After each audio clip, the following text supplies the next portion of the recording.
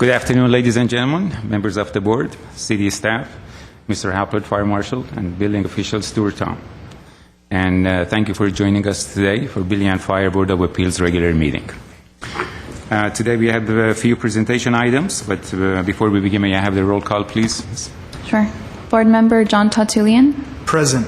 Board Member Michael Chekmajian. Present. Board Member Alexander Wu. Present. Board Member Deborah Dentler. Here.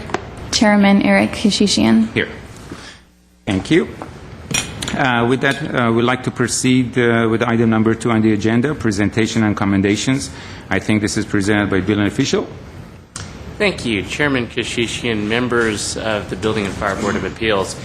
It is with great pleasure that today at item number 2 we do have a presentation, and it's one that is something that we've been looking forward to.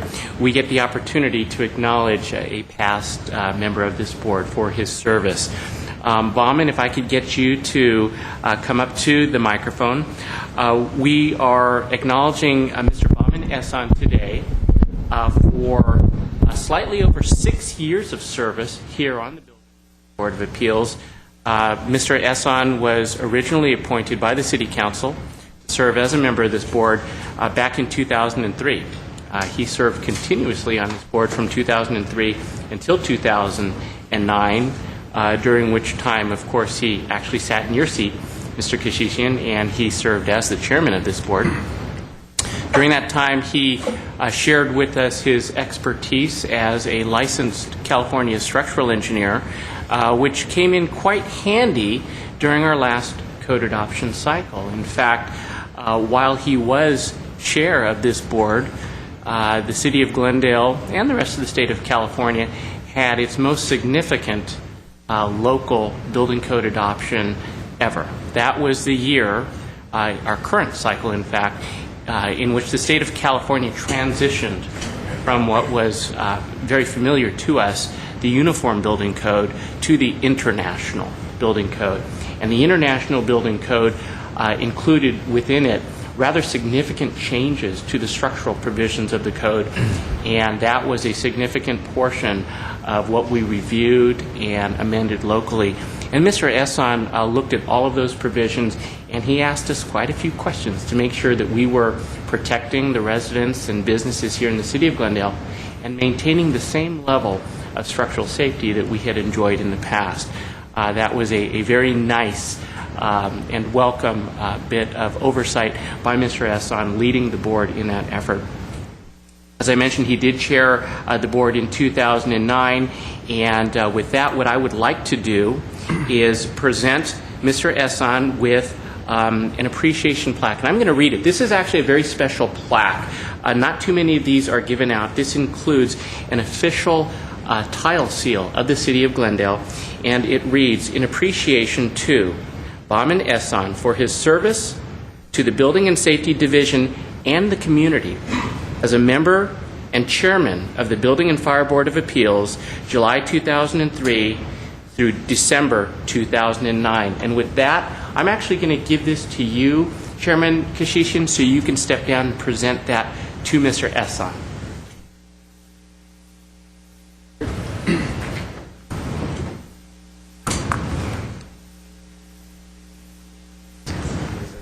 Thank you. That is my pleasure. And it's beautiful back to you. And I want to thank you personally. I had the pleasure, of course, to be on the same board with you. And I have to say, I learned a lot from you. And I want to thank you personally on behalf of this board and the previous board members for your time and dedication and your professional commitment to the board and to the community. Thank you so much. Thank you, sir.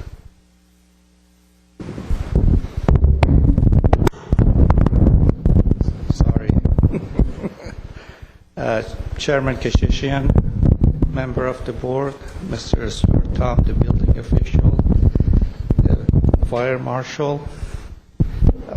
Indeed, it was a pleasure and honor to serve the city of Glendale, which in turn serving the community. I think it's upon everybody who is qualified to do that and donate his time for this very good cause. Of course, I have to especially thank Mr. Stuart Tom because he was. Thank you.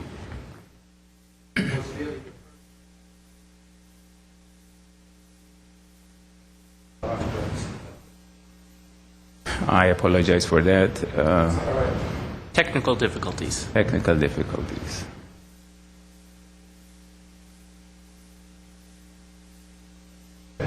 Celeste, how about if you take that microphone out of the stand and turn that one on? Yeah.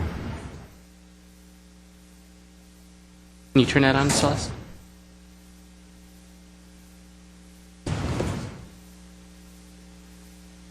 Need a fire marshal. Yep. This one talks. That's good. That's okay. I'm sorry for that interruption. That's fine. I'd like to, as I was saying, I'd like to especially thank Mr. Stuart Tom for all the work that he has done, because I've seen him really, he works extremely hard to come up with all these changes that recently we're going through, especially with the codes. It's amazing. Apparently there's another one coming up soon that he has to go to, from 2007, we're going to 2010 CBC, and I'm sure he's going to present it to the member of the board, and you all have the opportunity to review it. And of course, Mr. Eric Keshishian, the Chairman Keshishian, whom I've known for many years, he's a very capable structural engineer, and he will be asking the same questions that probably I brought up. But again, I thanks the board very much for this very valuable plaque, and I wish all of you good luck.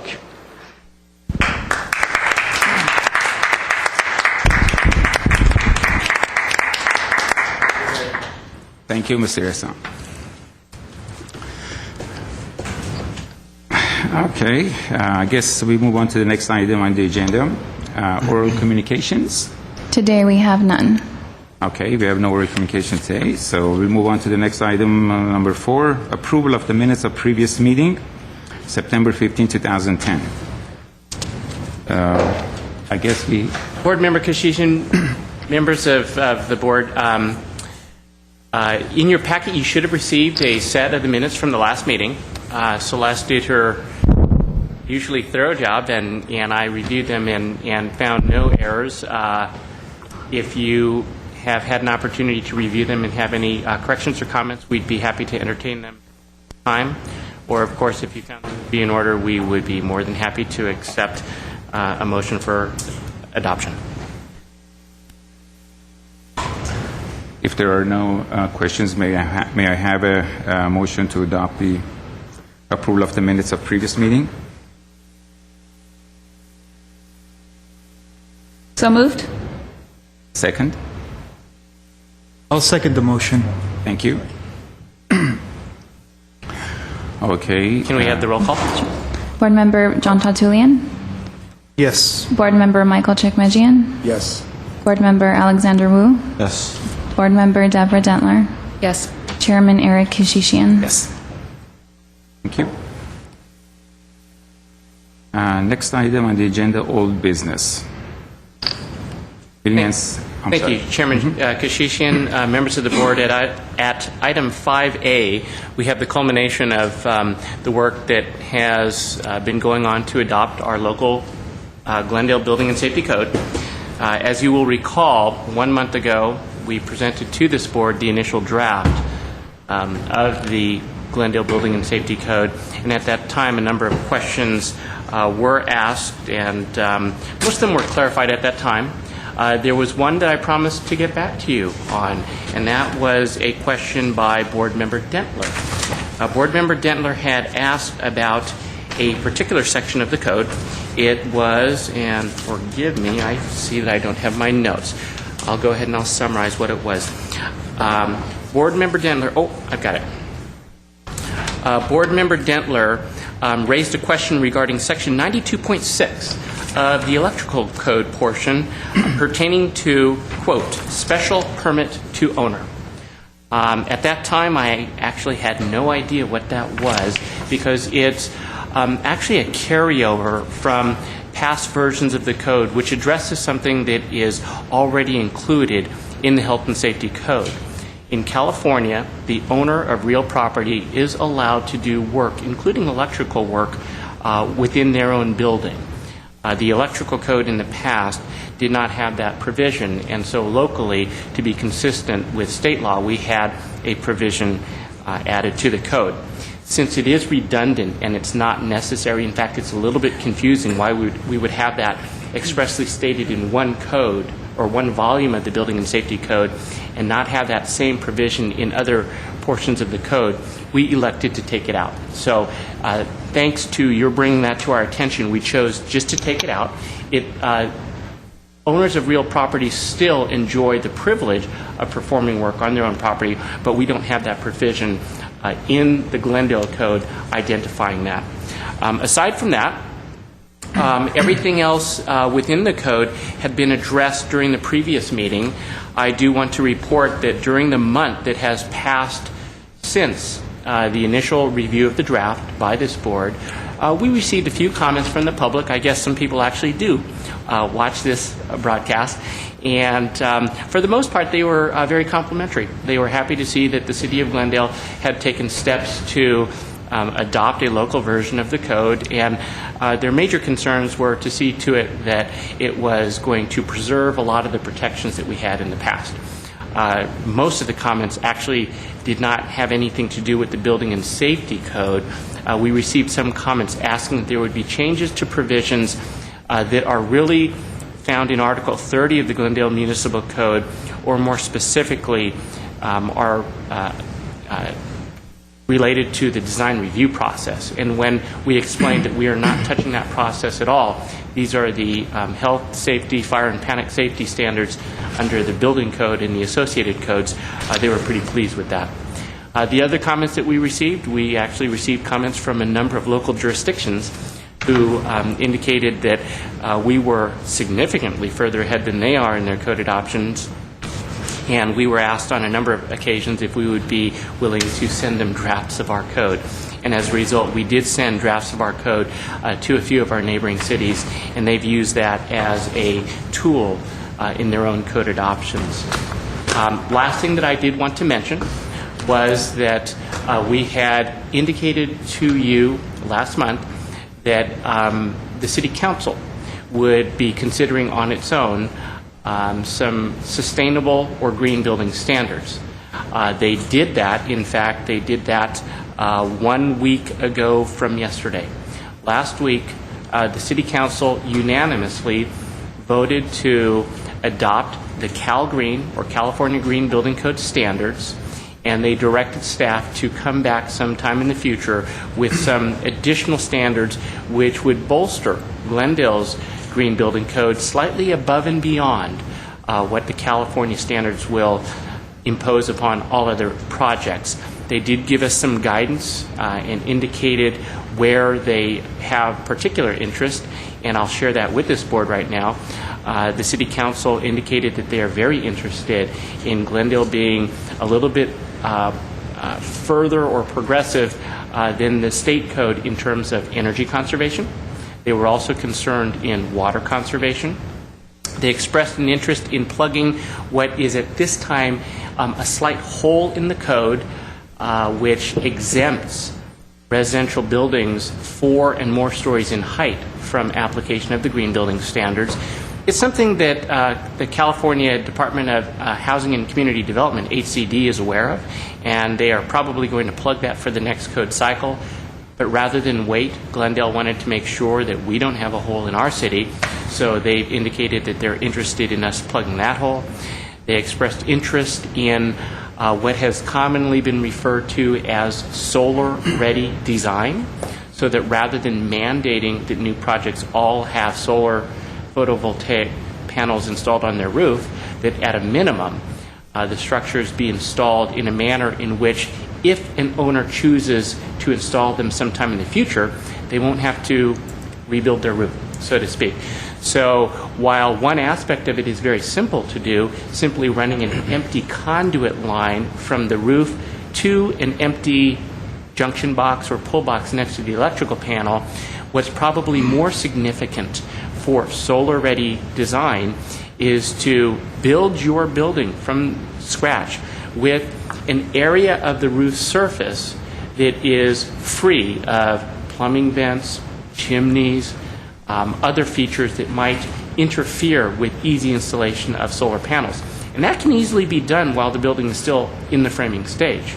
If foresight is not applied to the construction of a project and those types of features are scattered around a roof, later on somebody that would otherwise be willing to put solar PV on their roof might be discouraged from doing so if they had to open up their roof just to relocate some things that could have been placed in a more strategic location during construction. And then there were two other areas where we were also asked to take a look. One was to give consideration to increased green building standards that would apply to what was referred to as a monster dwelling, or I think what was being connoted there would be a very, very large mansion-type home. The argument being that those types of structures typically use more energy to heat and to cool because they are so large, and quite often do utilize much more water and other resources. And so we're going to look into possibly bolstering the standards even further for those very, very large types of homes. The threshold that was suggested at the council meeting was 8,000 square feet and larger. We're actually thinking of tightening that even further to impose stricter, more robust green building standards to dwellings that are quite a bit smaller than that while still large. And what we're currently looking at is a threshold of about 5,000 square feet. And that certainly seems reasonable at this point, but we'll investigate it to make sure that costs are appropriate. And then the last area that they asked us to look into is possibly establishing a trigger threshold where these standards would apply to existing buildings as well. In the state of California and the standards that are being imposed by the majority of local jurisdictions, these standards would apply only to new construction. In cities like Glendale, where the majority of our properties are already built out, if we were to consider a trigger which would require retrofit of existing structures, it could make a big difference. One of the very difficult things to balance, however, is what that trigger might be, and considering what some of the cost is to take an existing structure and possibly have to open up extensive portions of it to re-insulate, to change electrical systems, plumbing systems, and so forth, and whether or not the state of sustainable building construction in our country is at a point where that's feasible. We'll take a close look at that, and we're probably going to add some other features that we think do offer value to our community, and we share the City Council's desire to be a leader and exceed what the state of California is doing. And with that, that concludes my presentation, because we will be going back to the City Council for that portion, which will be Volume 9 of this package.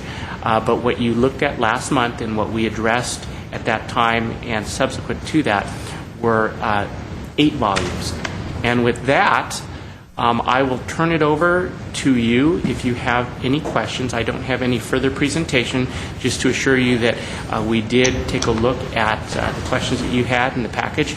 I see that we do have a representative of our city attorney here, General Counsel Christina Sansoni. As I did last time, I want to thank her for her efforts here, reviewing the entire document to make sure that it is consistent as to proper form. And I also want to thank Chris Agus of my staff, who this is the first time he's ever gone through a code adoption, and he learned a lot about the code and how much work it is. So Chris, thank you as well. And then, of course, I want to thank the fire prevention staff. Fire Marshal Halpert and his staff took care of Volume 6, which is the entire fire code portion of the Glendale Building and Safety Code, which does have a lot of very important protective standards that keep our community safe. So Fire Marshal Halpert, thank you. Thank you as well. And with that, I'll turn it over to you to see if you have any further questions.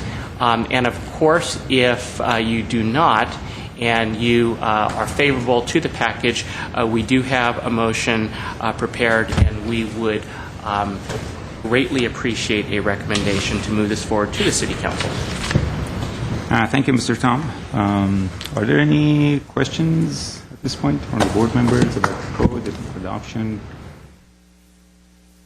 I have a question. Yes, please. Thank you. Thank you, Mr. Tom, for that interesting summary of some of the questions that council members asked, and those will be interesting to see how our community and staff moves forward on some of those. So I appreciate that heads up. Very good thinking being done about the green standards, and just for myself as just one board member, I would favor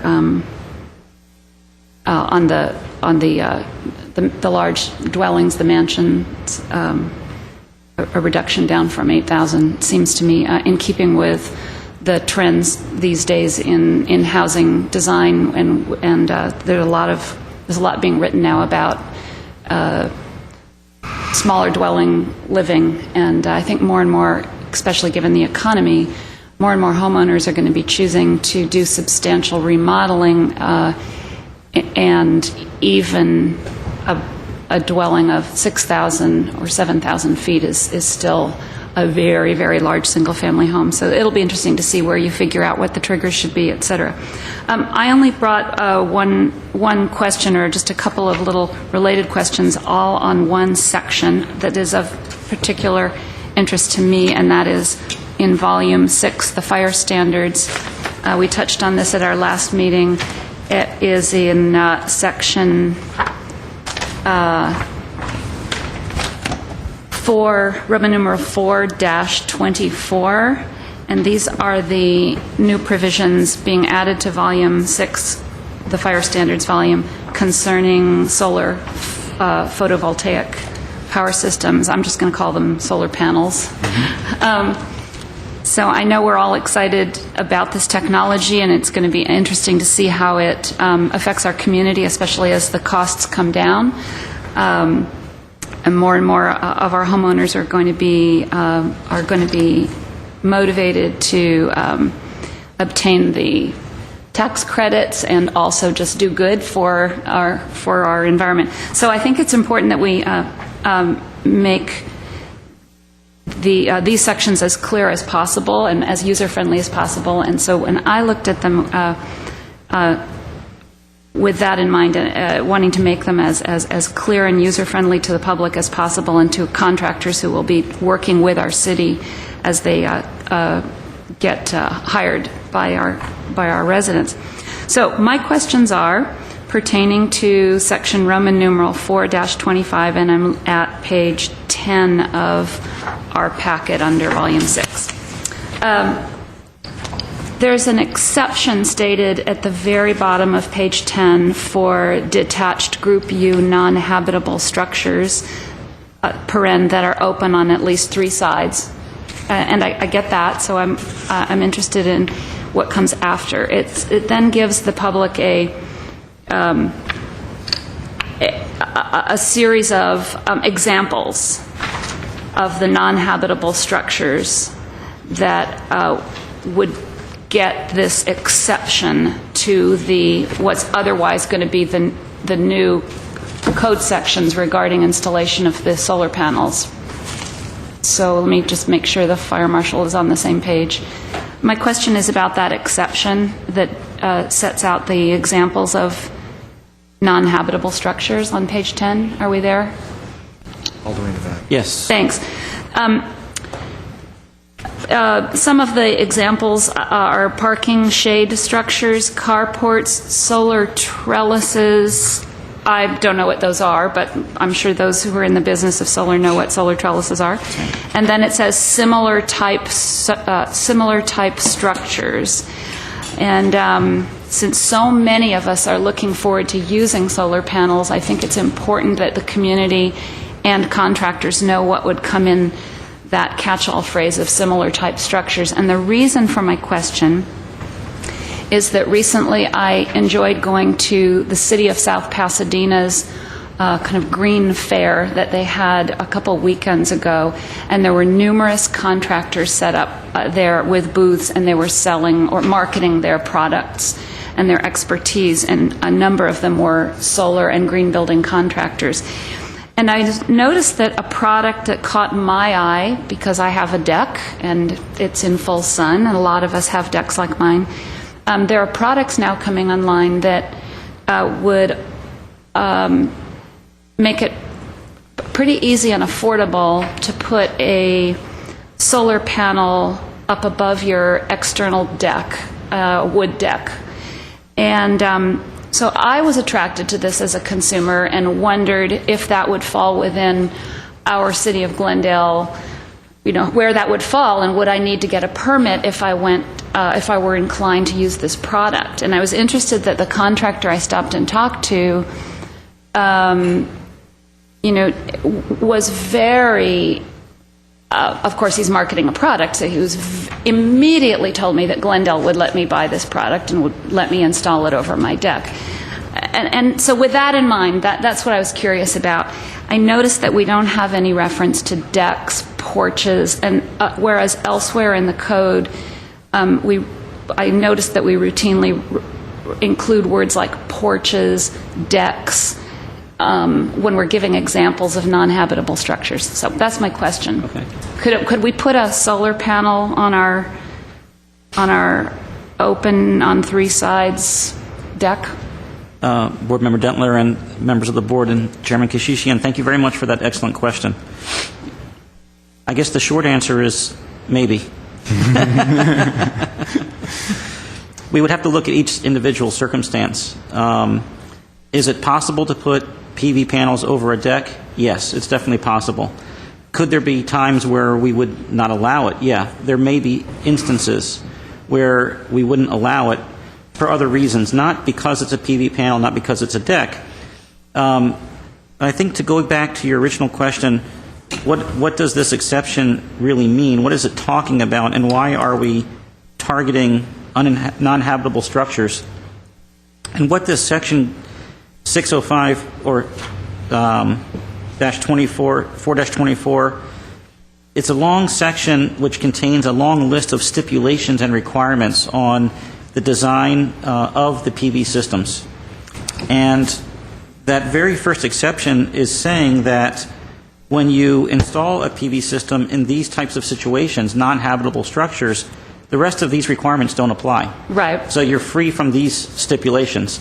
It is not to limit or prohibit the installation on non-inhabitable structures. No, I understand that. Oh, okay, good. I understand that I wanted to completely. make sure. And I read the whole section, and I understand about the need for firefighter safety and firefighting ability and access ways. I understand all that. But so I was just wondering, gosh, what more of us have decks and porches than have carports in Glendale. I thought we don't even really allow carports in Glendale. If I may, I think what I'm hearing Board Member Dentler ask is if it's necessary to have a clarification regarding the similar structures description. Just so that people Right. will know if they're interested in a particular product or a contractor who offers to put solar panels over a sunny deck, which would otherwise seem to me to be something we would want to encourage for our community, then the property owner and contractor is going to turn to the code to find out whether and what kind of permitting is going to be required, or what what they're going to be told by city staff. And I noticed that decks and porches aren't in here. I would suggest the following. The building code, fire code, and all of the related subtrade codes do not include all-inclusive lists of different types of structures, which is why typically throughout the code we see such language as or similar structures. Right. I think that your point is very well taken, that similar structures, if there are some of those types of structures that are prevalent throughout Glendale, perhaps rather than relying on the or similar structures clause, it may be of benefit to expressly state those. And there are certainly some things which fall into that category. Mm-hmm. I think that we can probably do two things. We can go back and prior to introduction to the City Council, because I would consider this literally just to be an editorial clarification. If we see fit to clarify what that or other or similar structures clause refers to, we might be able to find some examples that we can expressly state. The second way that we can do this that I think would address your concern of seeing to it that contractors, homeowners, and others who come to the City of Glendale can quickly get guidance is what cities do in the form of policies. If we had a policy which indicated that for the purpose of solar PV and this particular section, similar structures shall include such features as, and we can list some of the very prevalent types of structures that we see in Glendale, I think either one would be sufficient and would certainly fall within what I would consider to be an editorial clarification, in which case we won't need to come back before this board. Exactly. If you trust us, we can go ahead and make that clarification and move forward to council. Right. Just wording language, if you're going to go that way, it seems to me you could delete everything in that sentence that starts with the word exception, colon. You could delete everything that comes after the parentheses. I think we know your intent, and I'll work with Fire Marshal Halpert to see to it that if a clarification is suitable, we'll go ahead and clarify, and we'll run it through our city attorney as we have everything else. And I definitely didn't mean that this one small thing should trigger coming back. Departing from the timeline is not desirable, so we don't want you to have to come back. Not a problem. We appreciate the comment. Thank you very much. If I can just ask one last question on the same topic of solar, you can see I'm interested in this. I'm really looking forward to putting solar on in my property, which is in full sun so much of the day. So I'm looking forward to having a real usable set of policies here in the city. And so with that in mind, I was also curious about page 15, again, in the fire code, and 15 at section Roman numeral 6-25, the first bolded and underlined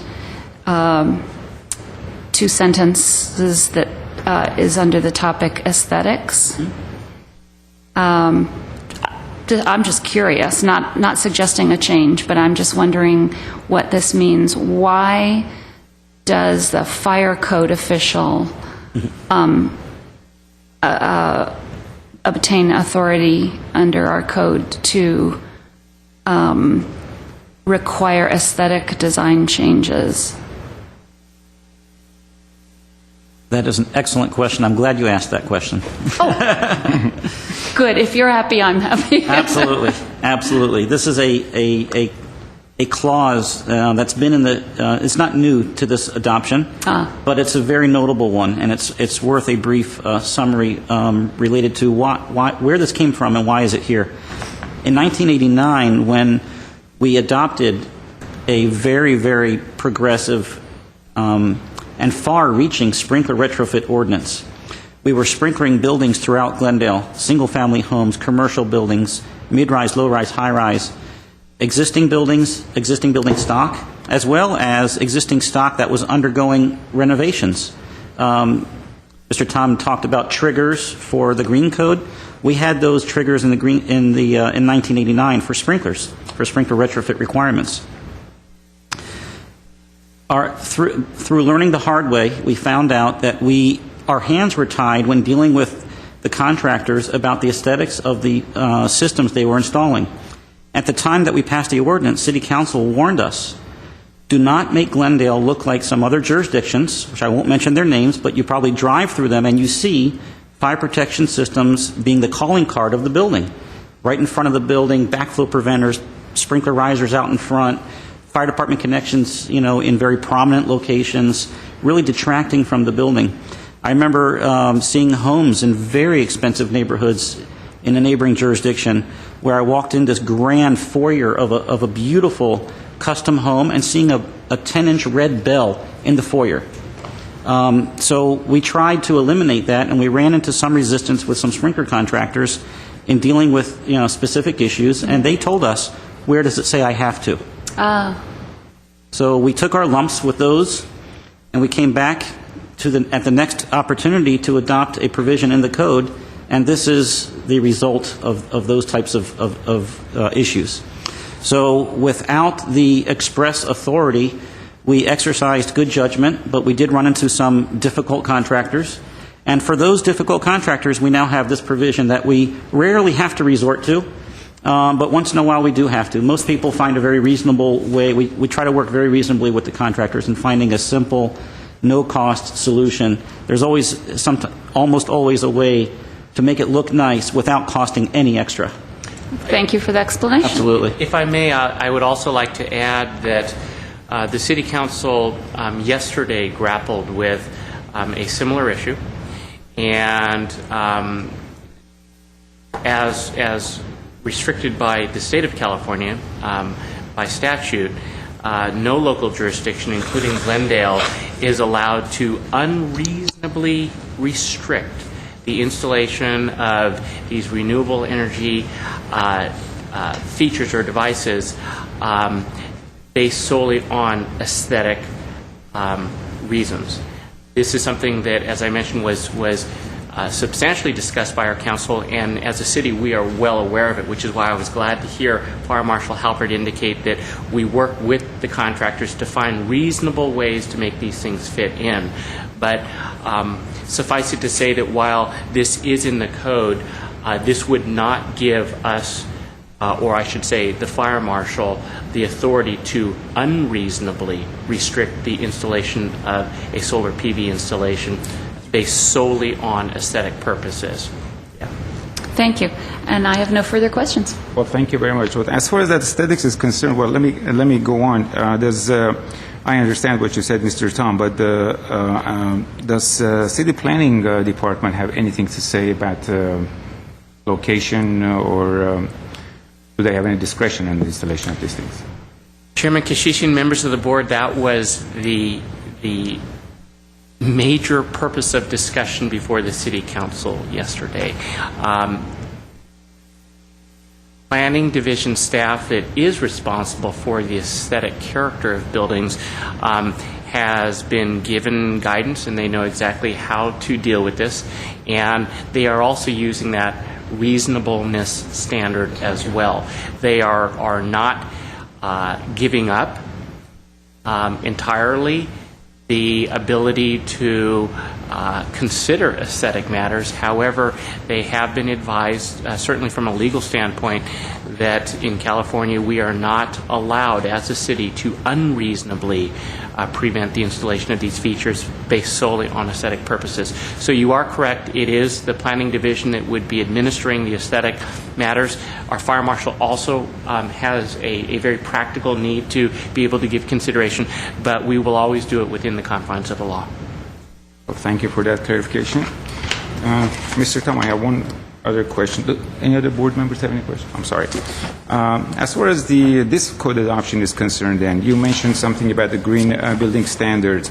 As I understand, these are only applicable to brand new residences with this code adoption, but you did go on and mention that City Council may adopt something in the future for additions and alterations to buildings as well, right? But as with this adoption, it's only the brand new residences. That is or brand correct. new buildings. That is correct. With this adoption, starting on January 1st, 2011, the mandatory standards under the Cal Green Code will apply to all new construction. Sometime very shortly after that, I am very certain that our City Council will be adopting a handful of additional standards, as I described, to bolster Glendale into a leadership role so that we exceed those standards. But still, while we have been asked to consider whether or not it's reasonable at this time to have a trigger to retroactively go back and affect existing buildings, we don't know where that's going to go yet. But that will be one of the things that I and others of staff will be looking at and presenting to City Council. And if the Council sees fit, it can consider that. If it chooses not to, then it will these standards, including the additional standards above and beyond the state mandatory standards, would then only apply to new construction. Okay. And with that, Mr. Tom, if you could please also clarify for us what what's the definition of new building in Glendale? In other words, if I were to take a building and tear it apart, and as they always say, and just keep a chimney, is that considered a brand new building, or that's still considered an existing building that we are doing remodel? That is not defined under the code, and that is one of the reasons why we've been asked to look at this, because there might be certain circumstances where somebody proposes to do something to a building which affords them the same opportunities that would be available to somebody building a new building on a vacant lot. What we will be considering is there a reasonable threshold that can be applied in a uniform fashion that would allow us to impose green building sustainable features on construction, even if it is existing construction, by virtue of the fact that the scope of their work is so extensive that they can reasonably bring that building into compliance with our new standards. That's actually one of the things that we're looking at. Well, thank you very much. I think that's pretty much in line with other jurisdictions, at least that I know about. Okay. I guess it's time to make a motion, right? Unless there are any further questions that we would be happy to address. Okay, I guess we do have a motion already prepared for us here, and by City Attorney. That's correct. If it is the pleasure of the board to recommend that we move this forward, there is a motion that has been prepared for you. You can take a look at it and see if it suits you. It would be found right after the second tab. Right. This is consistent with the direction that was given to us at our last meeting by this board. A motion was prepared in anticipation of where this might go. This was reviewed by the city attorney and has been approved as to form. And if it is suitable, this could be entered. Okay, so may I have a motion to recommend to the City Council the proposed local amendments to portions of the California Code of Regulations Title 24 as adopted by California Building Standards Commission for the Glendale Building and Safety Code 2011 as set forth in this report of the Director of Community Planning dated October 20, 2010. May I have a motion? You don't have to state the whole thing. I'll motion. May I have a second? I second the motion. Okay, well, thank you. May I have the roll call, please? May I have a roll call? Of course, Board Member John Tatulian, Yes. Board Member Michael Chekmejian, Yes. Board Member Alexander Wu, Yes. Board Member Deborah Dentler, Yes. and Chairman Eric Kishishian. Yes. Thank you very much. This only happens once every 3 years, and we do rely upon this board as a public forum to open this before it does go to City Council. And so thank you very much for all of your effort here. In accord with your motion, we will, and with your discussion, we will go back and revisit those particular sections, determine whether or not a clarification is suitable, and if so, we will make those changes, and we will be moving this forward with your recommendation to the City Council at their regularly scheduled meeting of November 2nd. Thank you very much. Well, thank you very much. And again, this board also recognizes and appreciates the hard work that staff has put into this code adoption, which I'm sure has taken numerous amount of time from every already busy staff member. Thank you very much for your hard work. Do we have any new business? No, today we have none. Okay. So next item will be report information only, I guess by Mr. Tom. Actually, at item 7A, we have a fire department presentation. Okay. So I'm going to turn this over to Fire Marshal Halpert. Yes, thank you very much, Chairman and members of the board. At the last hearing, a question was raised regarding general safety as a result of the San Bruno explosion and incident. And our environmental management coordinator, Mr. Vaskin Demirjian, is here. He's prepared a very professional and brief report for your pleasure, and I'd like to ask him to come forward and make that presentation. As always, Vaskin's done a great job. Very well written, thoroughly researched, and the short answer is we know what we have in Glendale. We do have pipelines in Glendale, as most of the state, and as you'll see, there's a pretty good handle on what's going on in Glendale. Thank you, Vaskin, for Thank you, doing that. Jeff. Good afternoon, Mr. Chairman, members of the board. My name is Vaskin Demirjian. I'm the Environmental Management Coordinator with Glendale Fire Department. It's a pleasure to be here and talk about pipelines. Like Jeff mentioned, last time there was a concern, and we've been getting similar concerns from the public. A couple of concerns came from city council members. So it's a good idea to talk about these concerns. My plan is to go over a couple of these PowerPoint slides and then open for questions. Like Jeff said, I'm not going to go too much in detail, but I'll just give you a quick overview what we have in Glendale. We do have I'm going to concentrate on the 4 major pipelines that we have. Southern California Gas Company, obviously we all know, they have miles and miles of pipelines.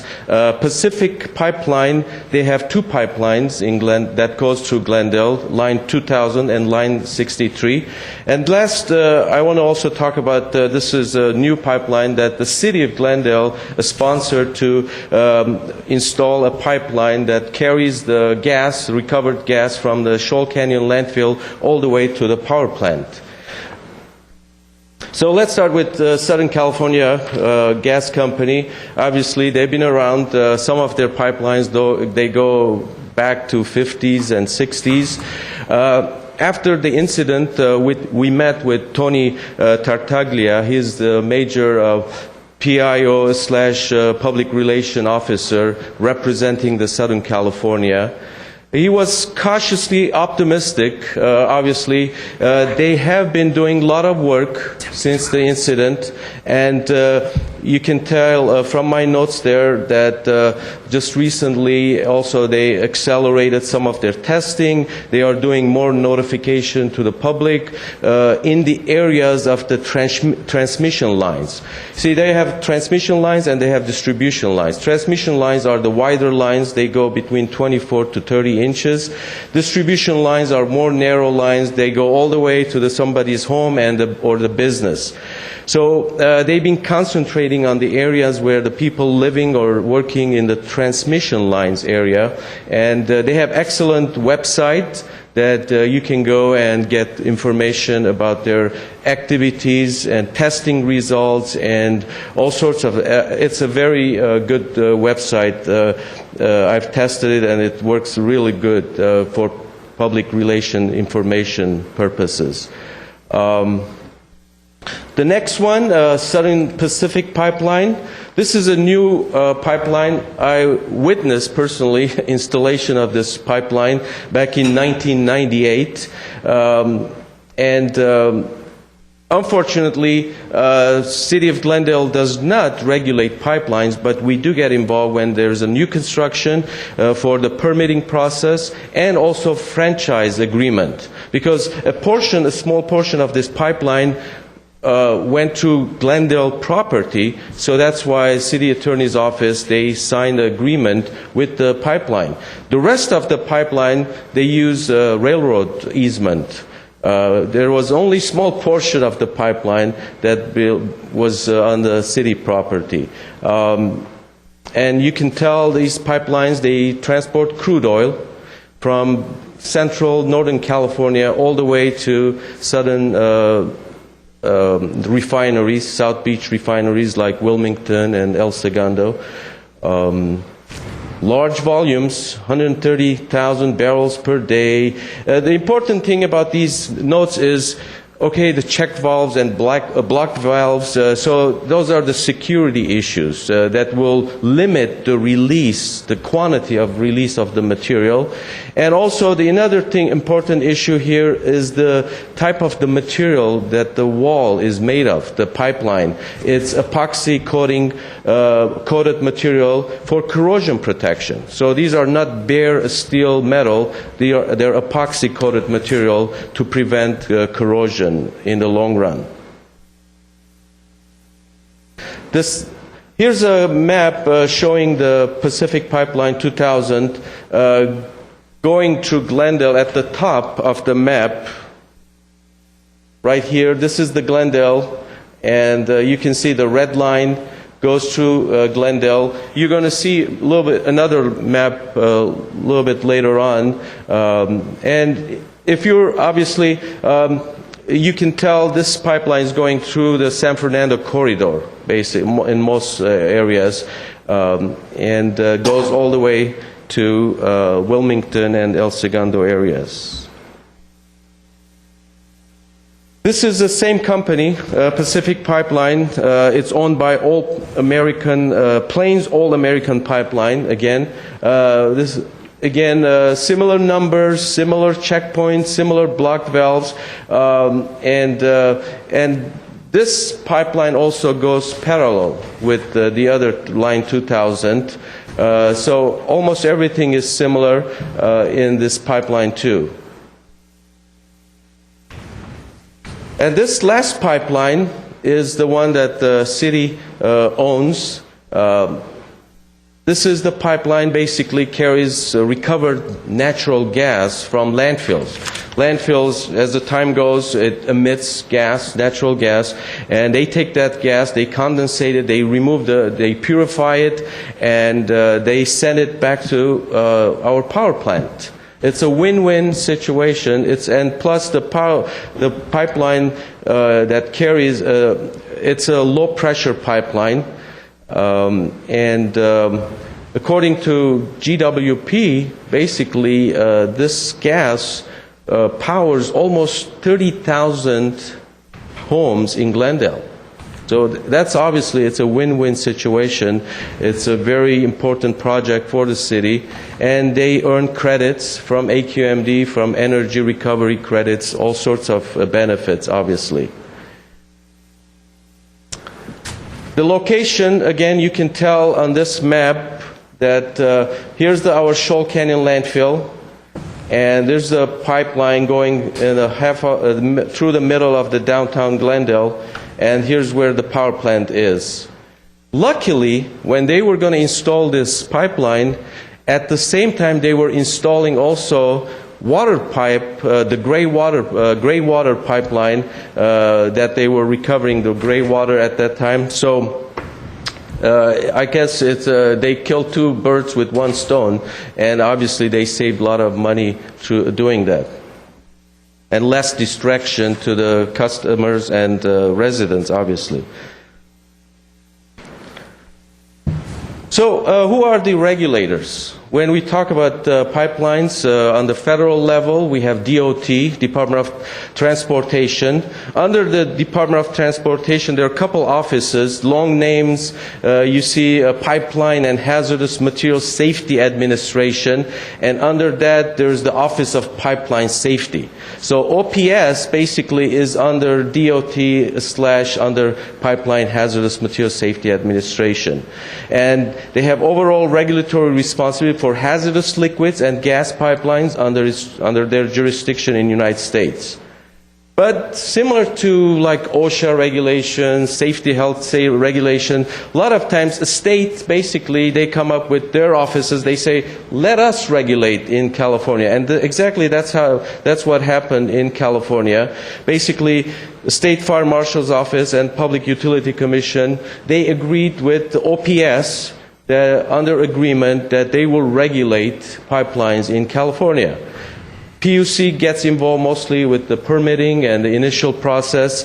California Fire Marshal's Office, they get involved with day-to-day maintenance and testing regulations.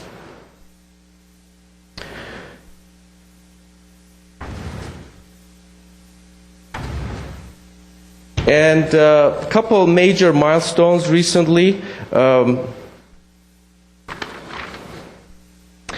I want to mention about the first one, integrity management program.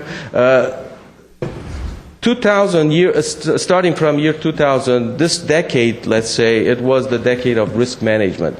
They start with businesses that they have highly toxic chemicals. They start doing risk management. What's the consequence analysis of releasing, let's say, 500 gallons of some deadly chemical?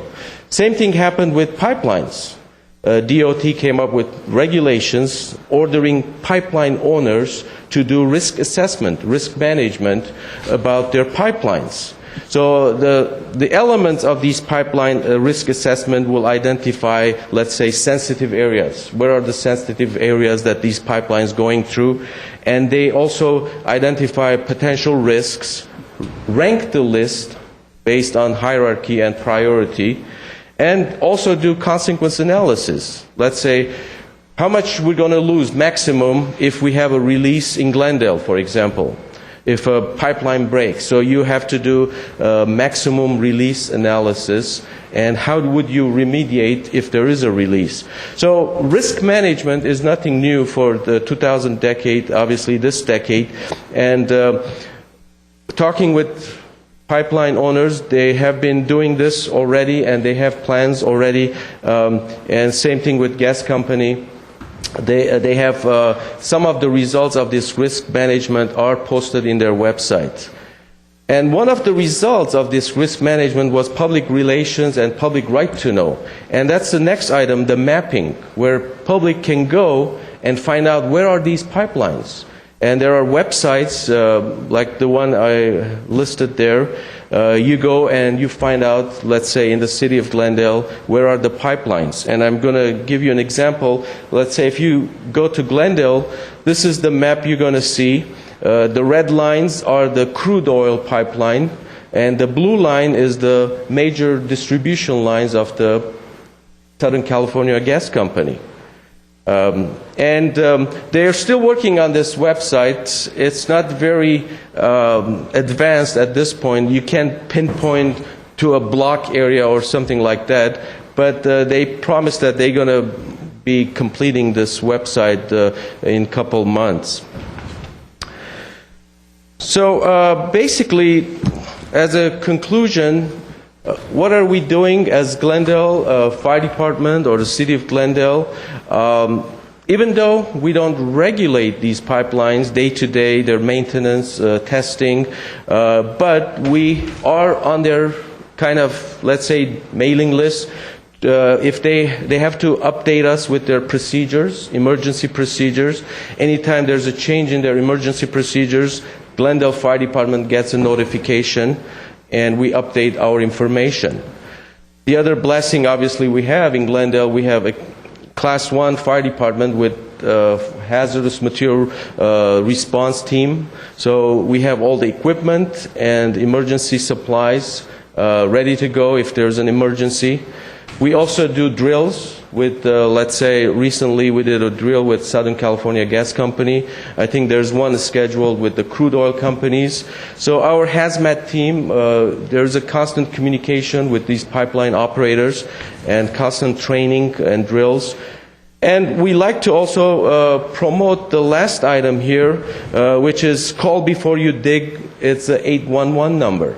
And that's very important because most of the accidents with the pipeline is man-made accidents where they come and drill a hole and all of a sudden they get into a problem with drilling a pipeline or electric or sewer line. So that's a very important, and many times, almost every time when we issue permits for site assessment, we mention them to make sure they call the appropriate companies to come and check the area. All right, that's my presentation. If you have any questions, I'll be glad to take them. Oh, thank you very much. I have a question. Yes. In Glendale, the pipeline that runs through, is there any structures that it goes nearby or that we should be Nearby, aware of? yes, but not under structures. Yes, nearby structures, there are structures. Some of the structures, there are maybe as close as about 20 feet, 30 feet, but at no point the pipelines are under structures. And how deep are they typically? Between 4 to 5 feet, they're not that deep.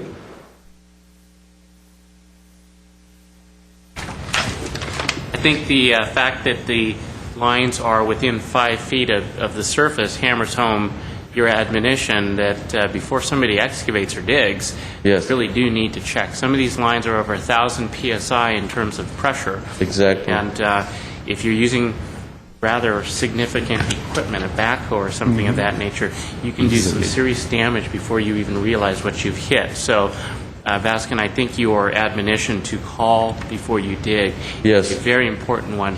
I'm actually glad that you were able to bring this back because the board did express interest immediately after that San Bruno tragedy, and that really, really was a tragic event. It was. And this is an opportunity to let our community know what is present in our community and the important steps that fire has taken to make sure that we're safe. Thank you. Yes. The San Bruno explosion, do you know, I don't recall, that would that not have been prevented by call before you dig or looking on a map, right?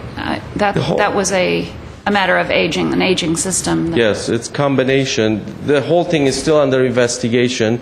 There are some rumors that there has been some work by some agencies, companies, prior to the explosion, but we're waiting for the final report at this point. And then, thank you so much for the No problem. background and the website. So that's very helpful, and I know that the public will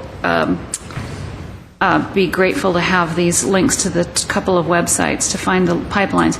My question is about, on your first slide, the total of 4 major pipelines going through Yes. Glendale. That's really good information that I didn't know. I know where the one is in my own neighborhood, but the 4 major pipelines, am I understanding correctly that your summary doesn't tell us how to find the gathering or distribution pipelines that actually deliver the gas to our homes, correct? Not in detail. Southern California Gas Company is working on that.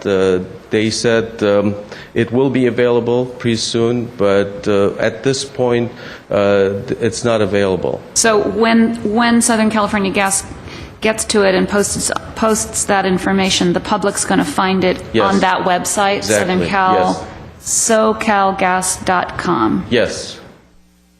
Okay, thanks. You're welcome. I have a question, Mr. Director. Yes. Based on your report, well, now we understand there are 4 major pipelines in the city of Glendale, and your very comprehensive report actually states that most of those lines are fairly new, with the exception of one that dates back to 1950s.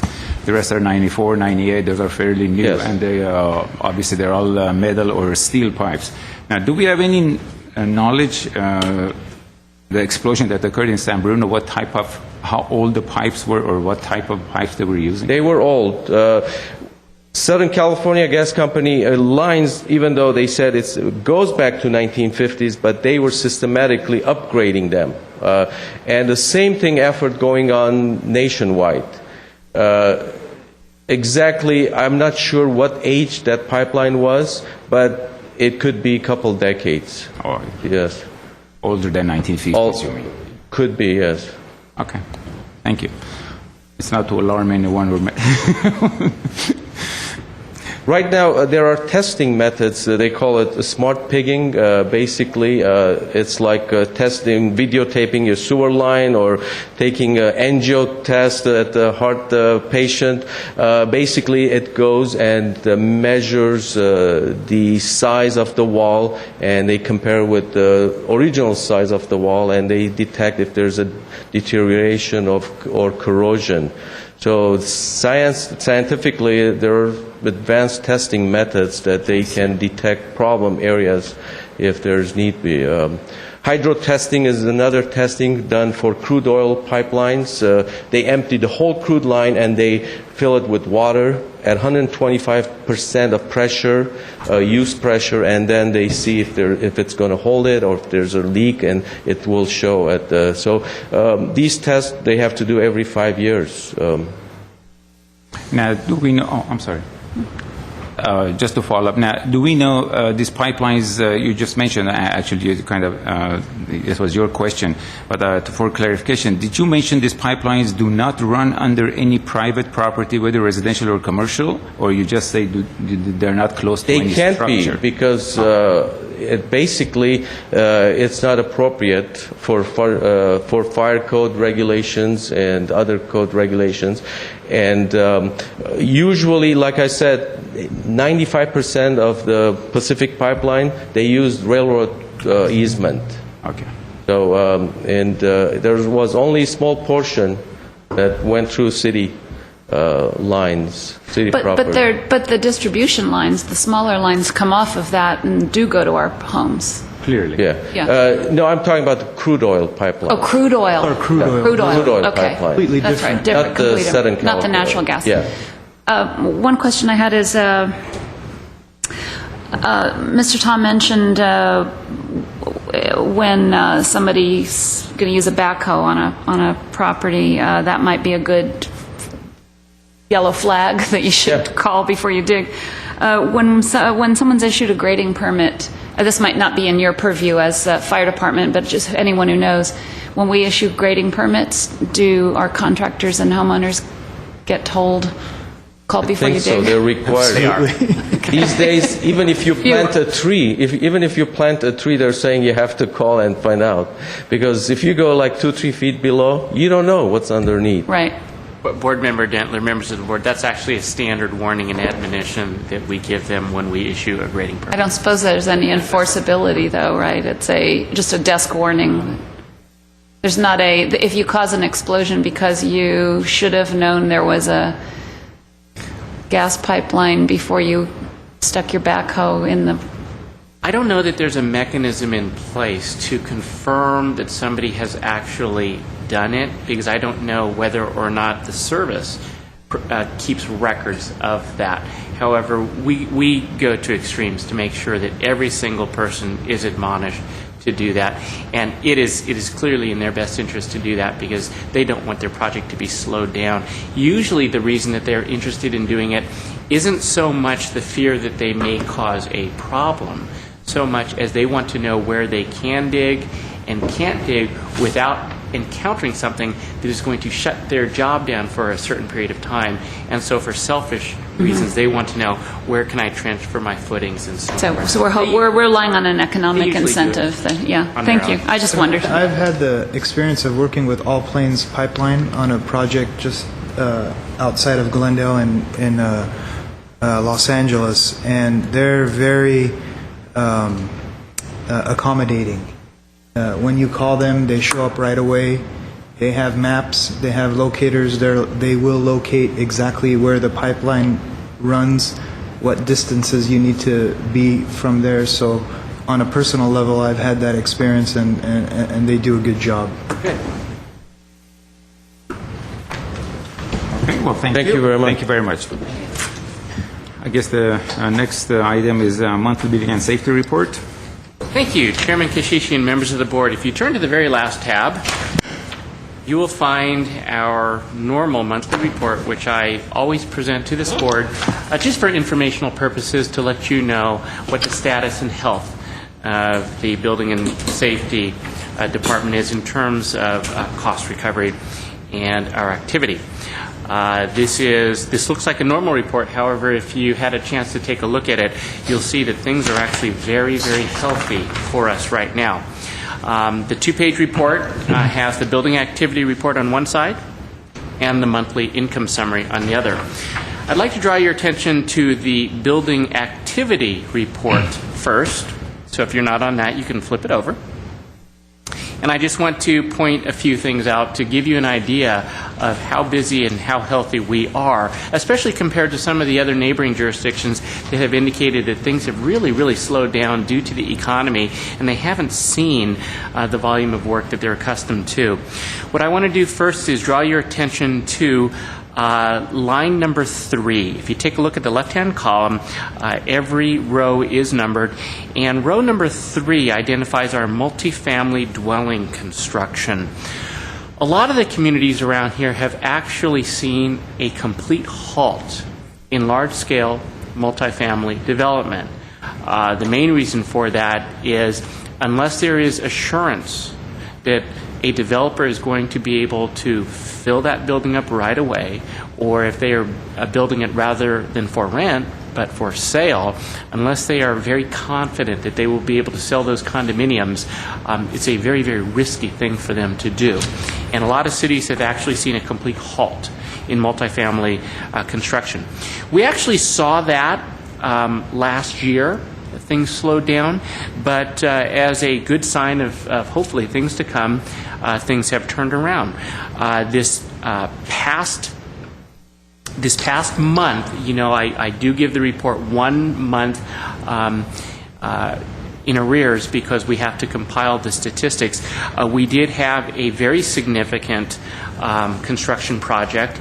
It was a single apartment building, the total valuation of which was slightly more than $8.4 million. It was for a 53-unit apartment building comprised of just shy of 60,000 square feet of residential construction and another 40,000 square feet of subterranean garage. So this was a big building. It was a 3-story structure, as I mentioned, over a Type 1 subterranean parking garage. The valuation of that was just over $8.4 million. I also want to draw your attention to row number 7. And it takes a little bit of experience to interpret what you see here, but let me explain what you're looking at. Row number 7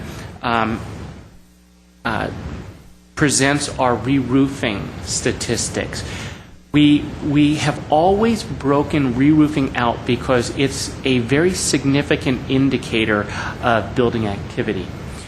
Re-roofing is something that is inevitable. Every roof will eventually wear out. They will start to leak.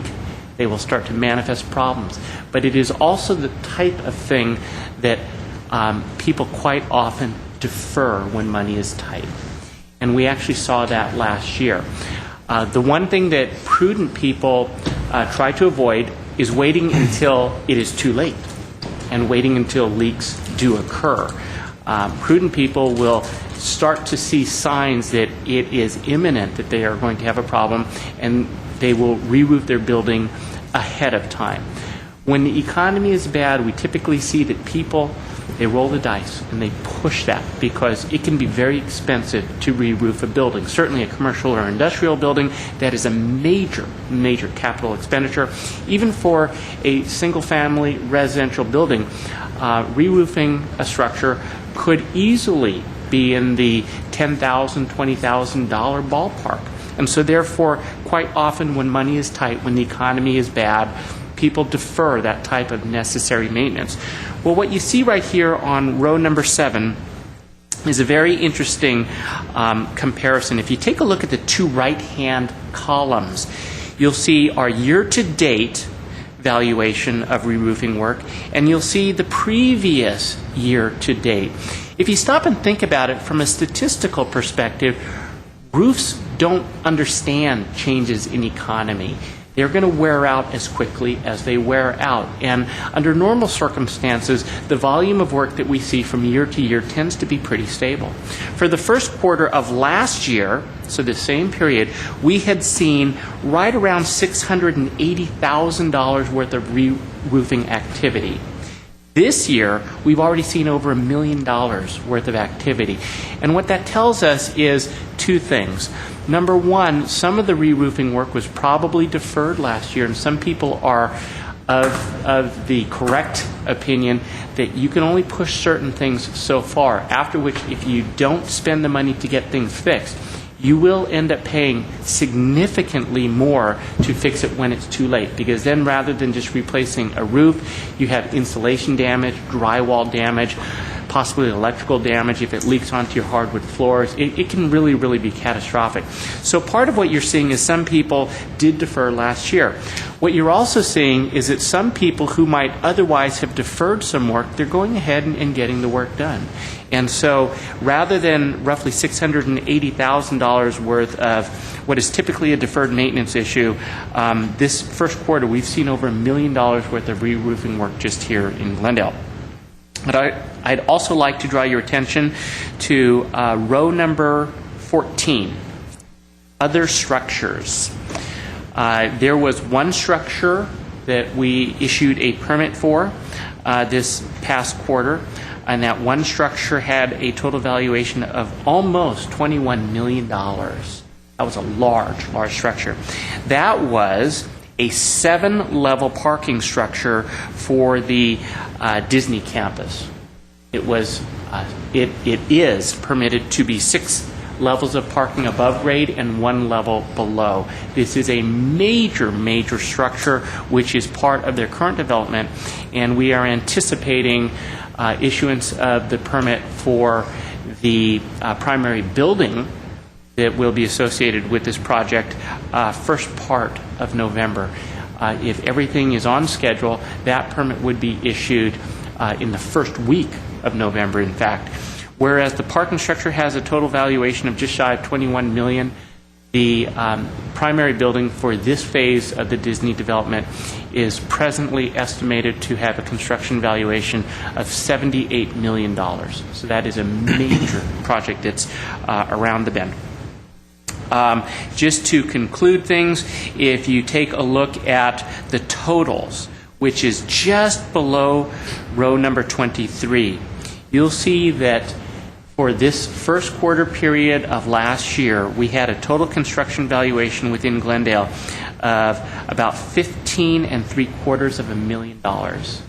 This quarter, we have exceeded $50 million, slightly more than 3 times that. Of course, most of that is in just a couple of projects, but it does seem to hint towards some health in our economy. And since construction and housing starts are always one of the leading indicators of our nation, I hope that Glendale is starting to see the light at the end of that tunnel. If you take a look about 2/3 of the way down, we have our dwelling unit summary. You will see that already, if you take a look at the difference between units that have been gained and units that have been demolished in order to make way for those, the net increase in dwelling units for this first quarter is 55 additional dwelling units, the bulk of that coming from that one apartment building. If you flip the report, you come to our monthly income summary. Here's where we go even further than rather than just keeping an eye on the total construction valuation. We break it down into all the different fees that we collect. I want to bring to your attention about 1/4 of the way down the page what is labeled subtotal of column A. You will see that so far year to date for the first quarter of the 2010-2011 fiscal year, we have a monthly income total of $955,215. So almost $1 million of income just in the first quarter. Compared to the first quarter of the last fiscal year, where we had brought in $614,249, that represents an increase of 55%. So at just under $1 million, we're very, very healthy right now, considering the fact that my operating budget for building and safety is $3.4 million, having brought in almost $1 million in the first quarter. We're doing very, very well. This can be summed up if you take a look near the bottom of the report, just above my signature. You'll see that I have a box labeled cost recovery ratio. This is a tool that I use to always keep an eye on how effective I am in managing the building department budget. As I have reported to this board before, I try to keep my cost recovery ratio at 80% or better. The reason being, there are some aspects of every building department that are not directly associated with plan review or construction inspection. They're just services that we provide to the community at large, even those people that are not involved in development. And as a result, it is reasonable to have some portion of my operation subsidized through the general fund. And we target 80%. We're well above that right now. As you can see, we are operating at a cost recovery ratio of 1.17. So even if things do slow down a little bit and our success this quarter is a little bit anomalous, I think this is going to be a good year for building and safety. Part of it is not just the increased income due to the construction work, but we've been very diligent in not filling positions when they have become vacant. So as a result, I'm presently working at a staff deficiency, but we've been able to get the work done. It's been rather tough, but I think that in the interest of the city, it's been better to keep those positions vacant. And as a result, as of now, as I've indicated, I am operating at a cost recovery ratio of 1.17. So things are very healthy.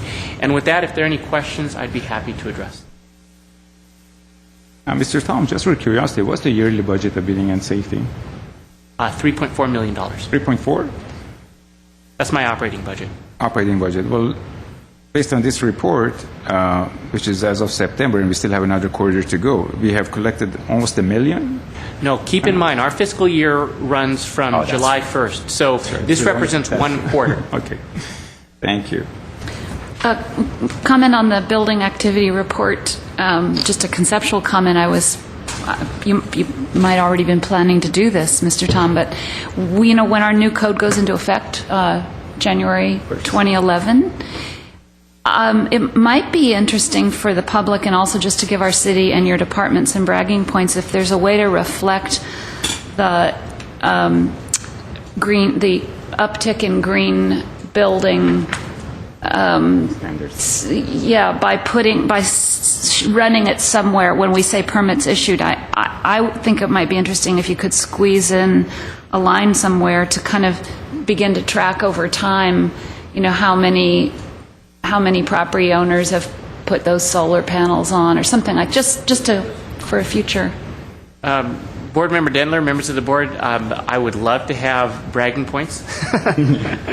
It's not what really drives me in what I do, but it's always nice to have.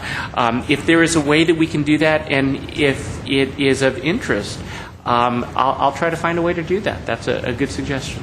Thank you. Any other questions? I move adjournment. Well, that concludes our presentation and the monthly meeting. May I have a motion to adjourn? As I guess we have to. I will second the motion. Okay. This meeting is so adjourned. We need a roll call. Is there something? Board Member John Tatulian. Yes. Board Member Michael Chekmejian. Here. Board Member Alexander Wu. Yes. Board Member Deborah Dentler. Yes. Chairman Eric Kishishian. Yes.